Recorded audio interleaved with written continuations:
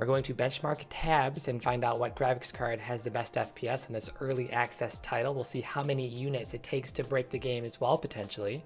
So both of those could be pretty fun. So we have 4 different graphics cards. We have our PC specs, 9900K, and here are the 4 different graphics cards, 2060, 1660 Ti, non-Ti, 1060.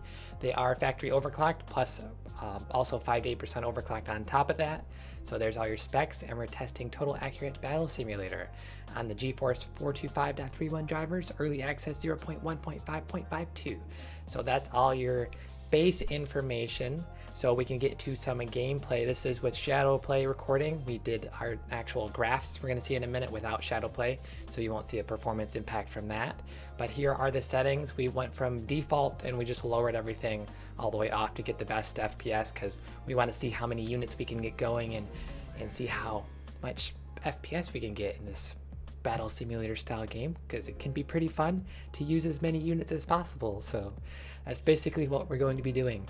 So for each graphics card, we did 3 main tests. We did a Archer versus 100 Squires. That's our first test, and let's see what happens here.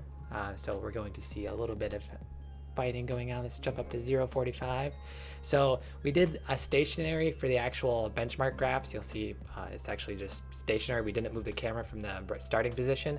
Whereas the shadow play, we actually zoomed in because it's better to see cool close-up footage, and you'll get a little bit different FPS numbers, obviously, because A, shadow play, and B, we're closer into the action.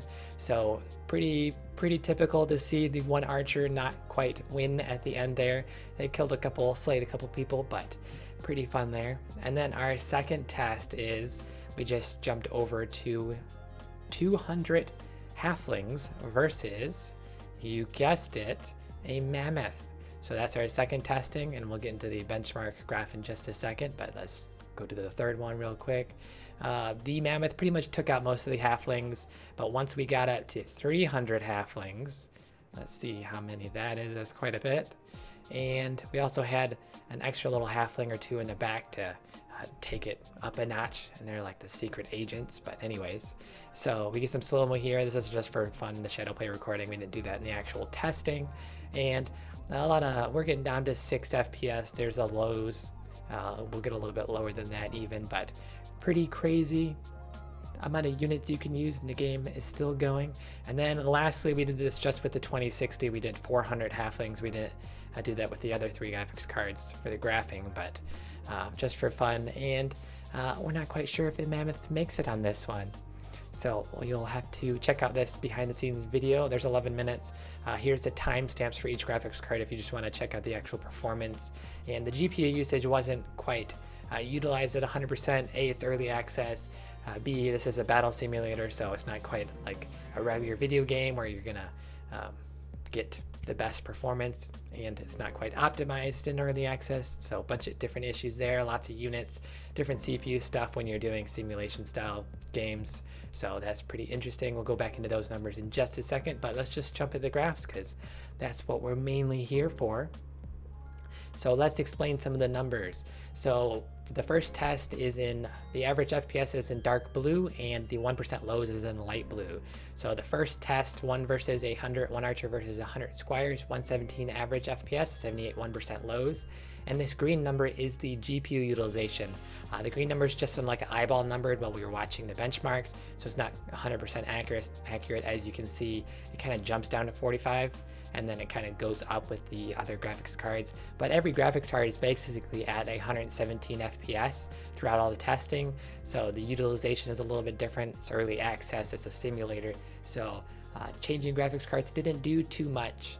Unless you have a really low-end graphics card and you're not even getting 118 FPS in the first place, then that might be an issue. But you probably need like below a 960 or a 50 series card to get that kind of less performance when you're playing on the lowest settings. So that was just something we noticed, and basically sums up the benchmarks, but we'll go into the other numbers really quick. So the second actual test was the Mammoth versus 200 Halflings. We saw 36 average, 11 1% lows, and around a 35% GPU utilization. And then when we tested 300 Halflings, that's where it kind of started breaking the FPS scale. It didn't quite work anymore. So 8 FPS average, 4% lows, there's no number there, and 25% GPU utilization. And just another note with the 2060 specifically, when we were going through the testing, the first test we got around 1965 boost clock, and then once we started doing the 300 and 400 Halflings, that's where we started to see the clock for most of the graphics card just drop. It wouldn't stay stable anymore.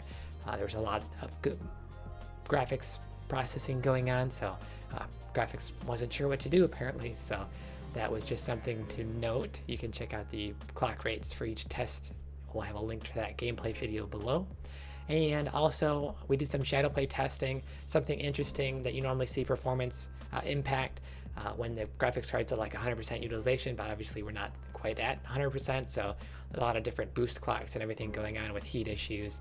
So there's no heat at all really, basically, because we're not at 100%. But anyways, we did see a little bit of a performance impact, and then not really much of a difference. And then the final test, 300 Halflings, we actually saw performance increase because again the GPU utilization was so low at 25% that in most of the tests, 25, 25, 28, and 35, that it somehow boosted the FPS. We saw that in some other games where the utilization wasn't 100% and it would actually boost FPS in certain cases. So it was trying to use a little bit extra more GPU, and somehow it kicked up some more GPU processing, not quite sure.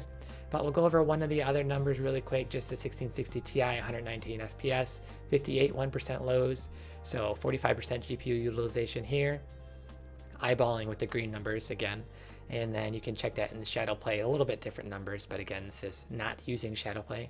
So pretty interesting overall that we're not seeing too much difference in FPS when you're going up different graphics cards. So Battle Simulator, for total accurate Battle Simulator, in early access, it doesn't matter too much. We may revisit it again if we, once it actually launches out of early access. It just launched early access this month.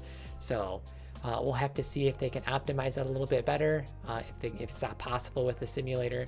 I haven't really looked too much into other simulation style games to see if they do any benchmarks, but we just wanted to do this for fun. We were playing it. It was fun doing the formations and trying out different gameplay, plus the game is pretty funny and hilarious in the first place and can eat up a lot of time. So a lot of cool stuff for that. And Lulu saying OMG, so apparently you like some Tabs gameplay and some benchmarks going on here. So a lot of cool fun stuff. And with that, not too much difference in performance numbers for simulation games for this simulation early access title, but we may again revisit it. So it wasn't too much news going on, so we were a little bit late on doing this video yesterday, so we just did it today. And we were an hour late because you know, benchmarks take a little bit longer than our normal videos. We're still getting in the hang of it, but normally we do episodes at 1 p.m. Pacific with tech and game news, and then sometimes benchmarks. We have a couple more games to benchmark over the weekend and backlog to do, plus some more, not really too much tech and game news besides the Galaxy Fold having quite a few issues in review units, but there's a ton of people talking about that already, so we kind of just skipped it. So with that, I guess we will be signing out with a pew pew pew pew pew pew pew pew pew pew pew.